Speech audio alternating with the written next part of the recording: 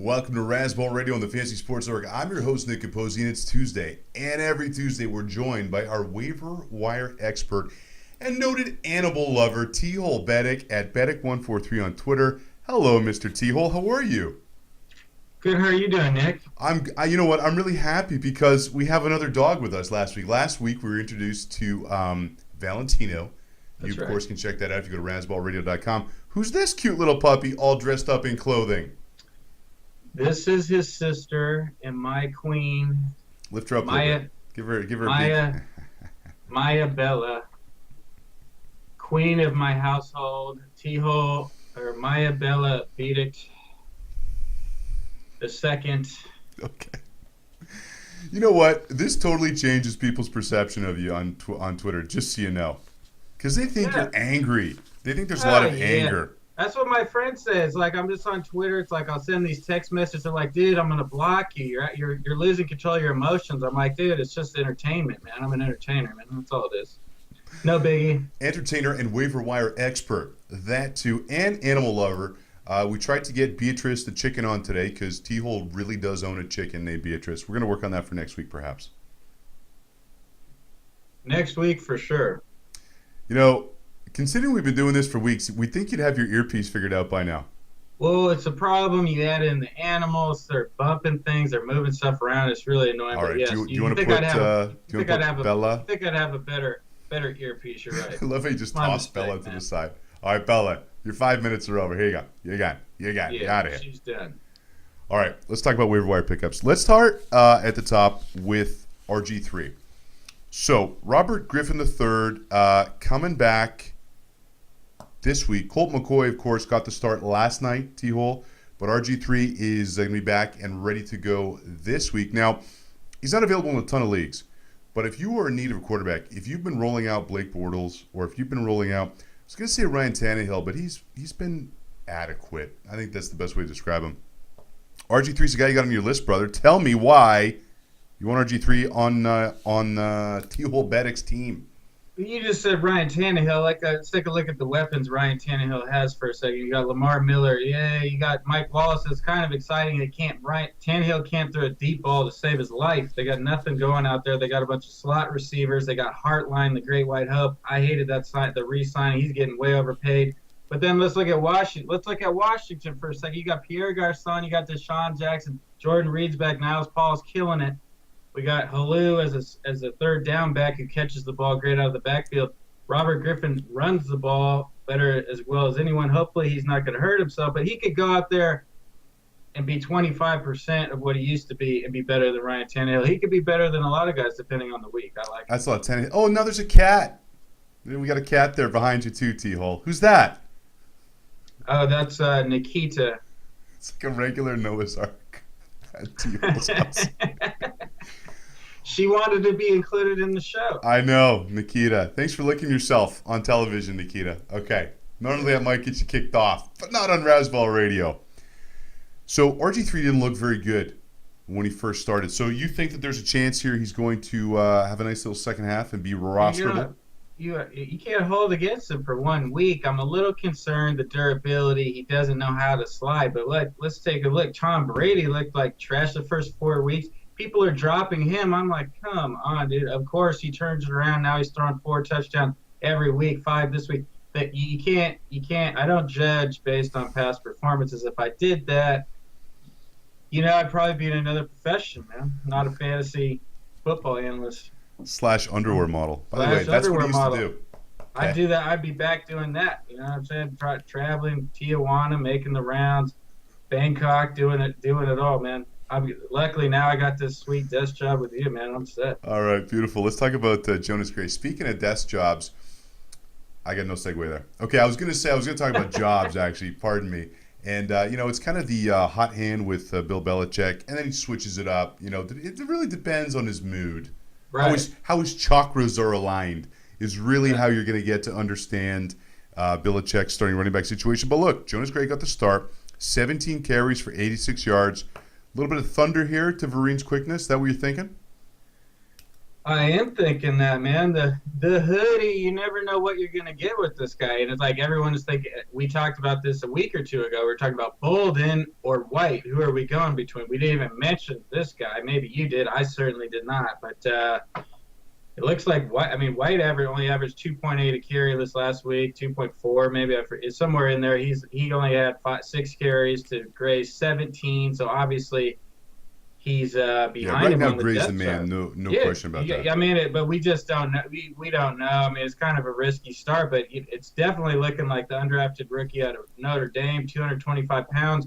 He's got strength. He's ready to go, man. I think he's at least for the short term. He's if you're desperate, you could throw him in there at your third running back flex. Yeah, absolutely. 225 pounds of fury out of Notre Dame. Jonas Gray, definitely worth the pickup. Last week there was a lot of talk, Denard Robinson or Trey Mason or Bryce Brown. Looks like Robinson actually. Denard. Pardon me? I said Denard. Yeah, he had shocked me. I thought Miami had a great run D. Miami pulled one of their usual weird performances that they won, but. Well, listen, they did all their scoring on defense, so the offense didn't really have a chance on the field. Which, and if you take out Denard's big run in the first couple of minutes of the game, obviously the numbers don't look as good. But no, still look, he was a good pickup, and believe it or not, he's still out there in a lot of leagues. So Denard Robinson, a good get. Pardon me. It's just a crazy show we're having here on a Tuesday talking waiver wires. Everything's just gone out the window. It's that kind of day. I kind of want to have a little bit more time for Michael Vick. So maybe let's talk about you a little bit more, Tehol, because we got to go to break in about 45 seconds. So we got the chicken, we got the 2 dogs, we got the cat. That's right. Any other pets we should be aware of in your house? No, unless you want to count the 4 chicks I got in my basement downstairs right now, waiting for me after the show. I mean, they like tough animals. being you? They kind of, it is. It kind of is. It's tough being me, pleasing multiple women back to back to back. It's a challenge. It's hard. Yeah, and by pleasing them, you mean taking them out to dinner and taking good care of them. Yeah, exactly. Get your mind out of the gutter. I was just making sure we were on the same page. That's why we keep these cute animals around the house. They love it. It keeps them in a good mood. They do the laundry, cook me some food, a little post Capozzi interview appetizer, maybe some oysters, that sort of thing. All right, we got to get back to waiver wire stuff. We're going to do that right after this. Razzball Radio, Fantasy Sports Network. If I don't hack up along. Welcome back, Nick Capozzi. This is Razzball Radio on the Fantasy Sports Network. You can follow me on Twitter at Nick Capozzi, NickCapozzi. He is the lovely, the talented, the animal-loving. You're like it really is like kind of Noah's Ark there. You're like the Jane Goodall of frou-frou dogs. You should go out and study them in the wild. Hey, I'm big into it. I got the koi pond out back. I'm getting big into the wilderness. I got blue herons around here, otter. They're at fox. I saw a fox the other day. Man, you want to do some nature walking?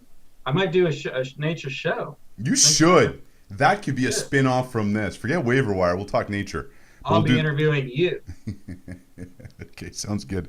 Let's talk about Michael Vick. So obviously Geno Smith has been, I've said dumpster fire a lot when in regards to Geno Smith.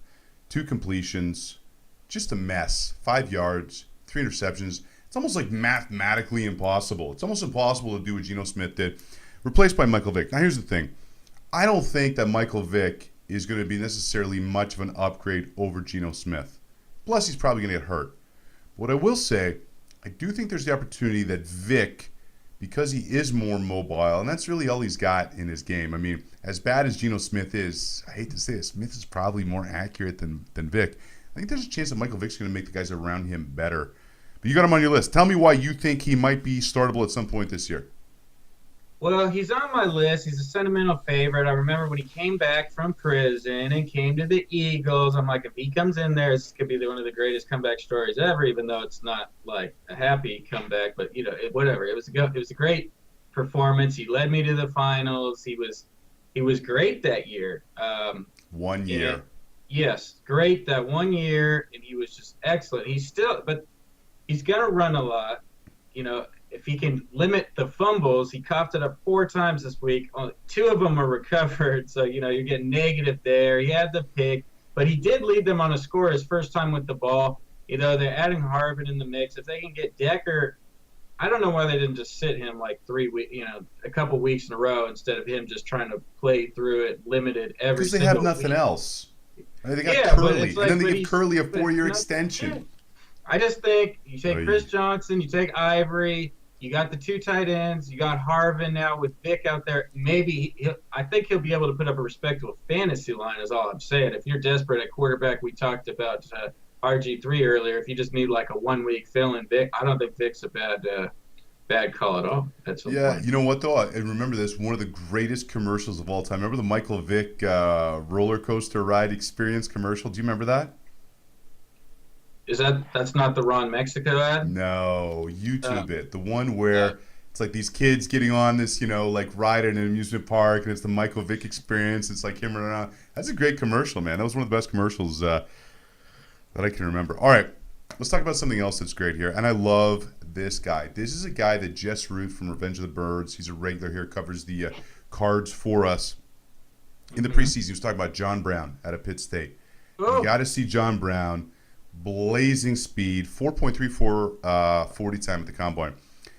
I rewatched the entire Arizona Eagles game, and here's my key takeaways from that one. Larry Fitzgerald looked great, but it's been such a roller coaster with which wide receiver is going to get the opportunities there. No catches for our guy Michael Floyd on 4 targets. Now here's the thing: 2 of them were over his head. 2 he should have come down with. But John Brown, everything he could catch, he caught, including the game-winning touchdown. He had another kind of over-the-shoulder catch earlier in the game. This guy's interesting, and I think there's also going to be the opportunity for him to get a lot more action this year. I think he's going to see a lot of opportunities in this Bruce Arians offense. You with me? Obviously, he's on your list. yeah, he's on the list. I'm sold, man. I mean, it took me a while, when he was only getting a couple targets here and there. You're not going to max. It's like Antoine Smith on the Falcons. You can't score off of 2 touches every single game when he was getting 3, 4, 5 targets a game. He had 10 last week, maximizing them, going deep, burning them for the game winner. That's incredible. With Ellington, Ellington's getting a ton of carries, but not even over 4 yards a carry. So, I think they're going to find a way to they're probably just going to have to throw it around a little bit more, which could lead to Brown turning a couple more explosive ones. And now that you normally don't see the little guys going straight downfield like that, but you like to see it. You like to think the Rams would maybe try that with Tavon Austin or some of these guys like that. But, man, Michael Floyd had a couple balls banging off his chest, man. You got to catch those. Yeah. I mean, that's a goose egg. If you want to play, you got to come down with those. Yeah. One thing, because you brought up Ellington's 3.7 yards per carry, I'll just say this: Arizona's 6-1, and they've had to kill the clock, or not kill the clock, but kill the remaining time of the game down a lot this year. And it was a situation where he was giving you kind of 4.5 yards, but then all this clock killing time has really brought down his average, which seems kind of simple, but I think it is something to keep in mind. Just noting that, for what it's worth. Or their number 6 overall pick last year, 7 overall pick, Jonathan Cooper. If that guy could get in the starting lineup, that'd be nice for them too, instead of starting these bums. You know what? The Cards line has been terrible forever, and that line played really well against the Eagles, and the Eagles have a very good defense. So go get John Brown. Do it. All right, real quick here. Let's talk about Terrence West. This Cleveland team, talking about roller coasters, holy cannelloni. Tell me why you're picking up West. Is it because you think Tate's going to get hurt again? I mainly threw him on this list just so I could come on here and bash Ben Tate for a couple minutes. This guy looks terrible. He just doesn't. He reminds me like one good game. When he's at his best, like when he was a change of pace guy last year, or whenever he, every once in a while he'd have a decent game. He just looks soft. He just looks soft to me. He doesn't hit the hole like West or Crowell, who's my favorite. But then last week they're like, oh, Terrence West outplayed Crowell in practice. He's going to be the number 2 this week. It's just like, what are you doing, man? Like, play these two. I mean, Tate, they give him the free TD at the end of the game. Tate's celebrating like he just won the MVP or something. It's like, dude, why are you dancing in the end zone, you chump? You're getting negative yards, 0 yards, over half your carries the whole game against the Raiders. Let's be real. The offensive line looks terrible, which is weird that just losing your center, although one of the best centers. Yeah, but Alex Mack is arguably one of the best centers in football, and he's the captain of that line. And Yeah, they look you see bad. what, a key component in an offensive line can really, slow you down. All right, we got a bunch more guys to get to. We're going to do that after the break. I'm Nick Capozzi. He's Tehol Beddict. This is Razzball Radio on the Fantasy Sports Network. We got more right after this. Stick around. Get a sandwich later. Welcome back, Razzball Radio, Fantasy Sports Network. Tehol Beddict, Nick Capozzi, talking waiver wire because it's Tuesday and that's how we do it here at Razzball. We're going to go rapid fire here because there's a lot of guys that I like on this list that you have here. Davante Adams, interesting wide receiver. I love his moves after the catch. Why are you picking him up now, though? I love his game. Looks fluid. I mean, I didn't realize. I mean, he's out there literally 95% of the time, if not 100% of the play. Bless you, sir. He is killing it. I apologize. I'm sick and I still show up.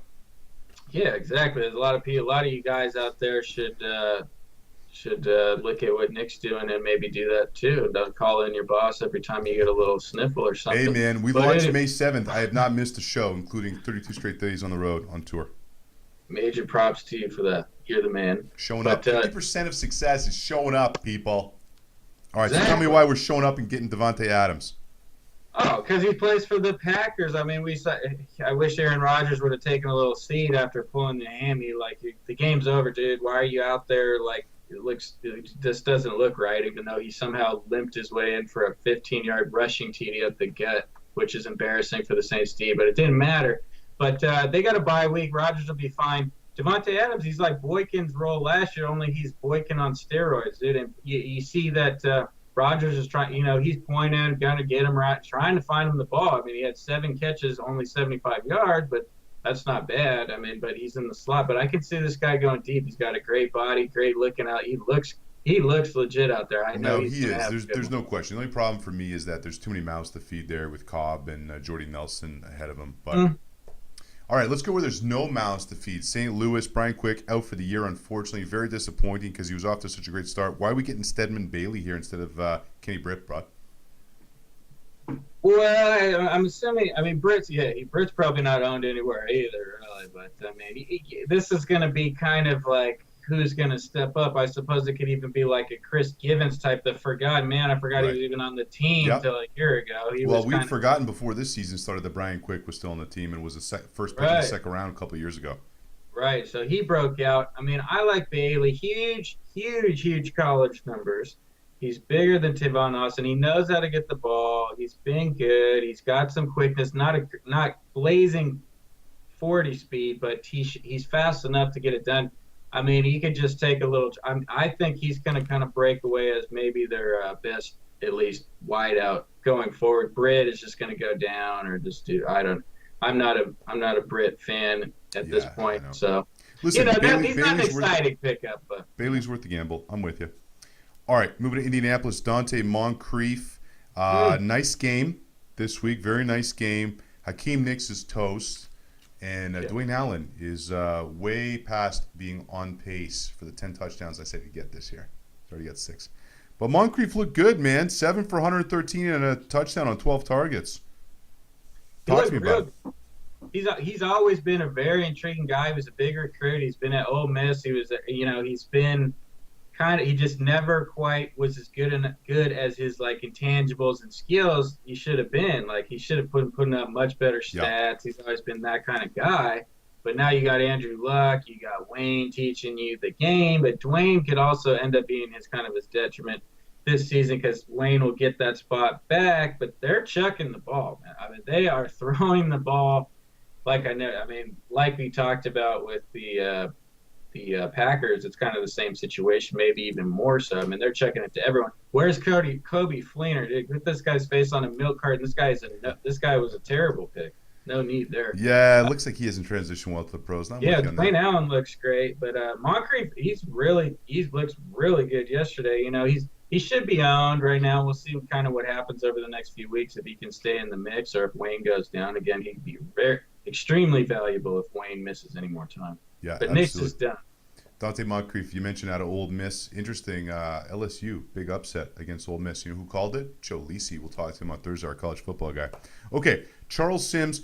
There's some, it's internet rumors that Doug Martin might go to the Patriots. I'm not buying it.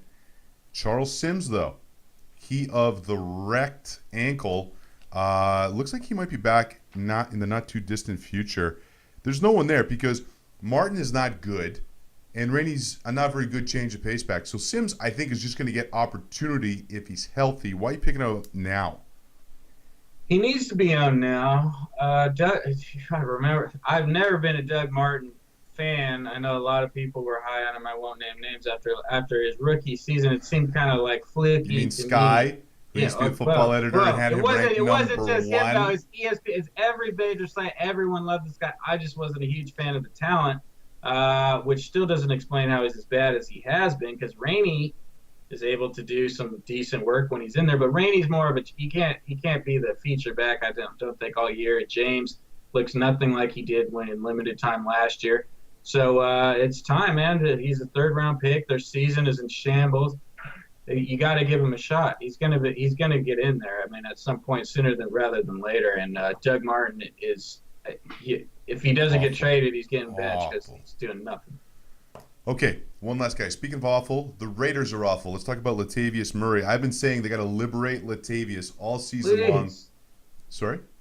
I said, please. Yeah, no, absolutely. Because this guy's got skills. Maurice Jones-Drew has been an afterthought. With all due respect to future fantasy football full-time analyst Maurice Jones-Drew, which might be next year, Run DMC should change his name to Walk Slowly with a Cane DMC. So I'm all about Latavius. You can get Latavius anywhere, and this guy could blow up. I mean, he's got skill-wise. He is a ticking time bomb in terms of talent. I'm just waiting. Why now? He reminds me of like a DeMarco Murray a few years back, like when he was like waiting for his turn with the Cowboys. He's been a freak. He's a freakish talent. He's bigger and maybe faster than Murray is right now. I mean, obviously we need to see something out of him. But what are the Raiders? The Raiders might not win a game this season. I'm telling you, I took a look at the schedule. It is brutal. There's not many chances for them to win a game. They'll probably get one. Most teams do, fluky, but cut Maurice Jones-Drew right now. Like I've seen, no one's really been like, him. let's get him some. No, I'm not talking fantasy. I'm talking off the real roster, not fantasy. We got to pay money. You're the only freakish talent here. Just remember that. But Teal, we got to go, buddy. You and I could talk about this all day. I would. A limited amount of time. It's Razzball Radio, Fantasy Sports. We'll be back tomorrow with Rob Langevin, aka Smokey. Smoke Dog. We'll see you tomorrow. Thanks for bringing all the pets out. Kisses. Mwah, mwah. See you tomorrow, guys.